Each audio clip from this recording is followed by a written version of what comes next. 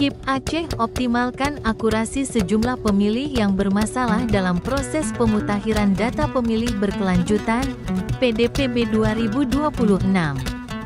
Akurasi tersebut mencakup data pemilih ganda, data tidak padan, pemilih berusia di atas 100 tahun hingga data potensial luar negeri.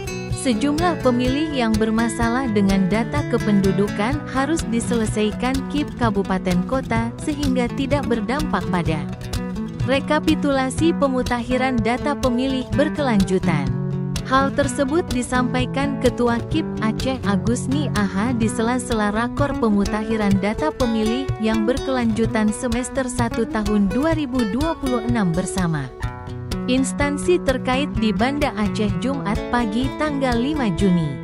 Dikatakan PDPB 2026 yang belum akurat meliputi 223 data ganda dalam Provinsi Aceh.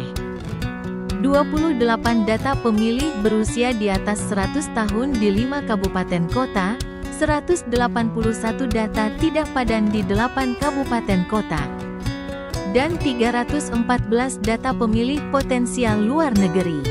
Selain itu, sejumlah kabupaten kota juga belum menuntaskan data DP4 yang sebelumnya telah diturunkan KPU untuk diverifikasi dan validasi. Karena itu, KIP Kabupaten Kota diminta segera menyelesaikan seluruh data pemilih dalam PDPB 2026 di akhir Juni ini. Sebenarnya ini bukan permasalahan atau persoalan yang di lapangan, tapi hanya memang ini proses dalam pemutakhiran data pemilih berkelanjutan yang hari ini sudah memasuki triwulan ketiga di tingkat kabupaten kota dan semester pertama di tingkat provinsi.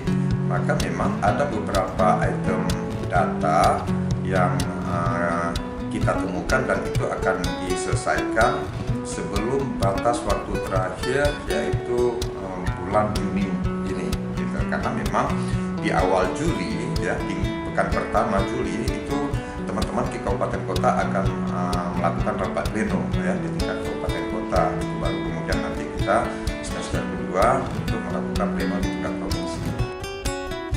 Melalui upaya tersebut, KIP Aceh berharap kualitas data pemilih di kabupaten kota se-Aceh semakin baik dalam mendukung penyelenggaraan pemilu dan pemilihan yang demokratis, transparansi serta berintegritas. Dari Banda Aceh, Fajar Online melaporkan.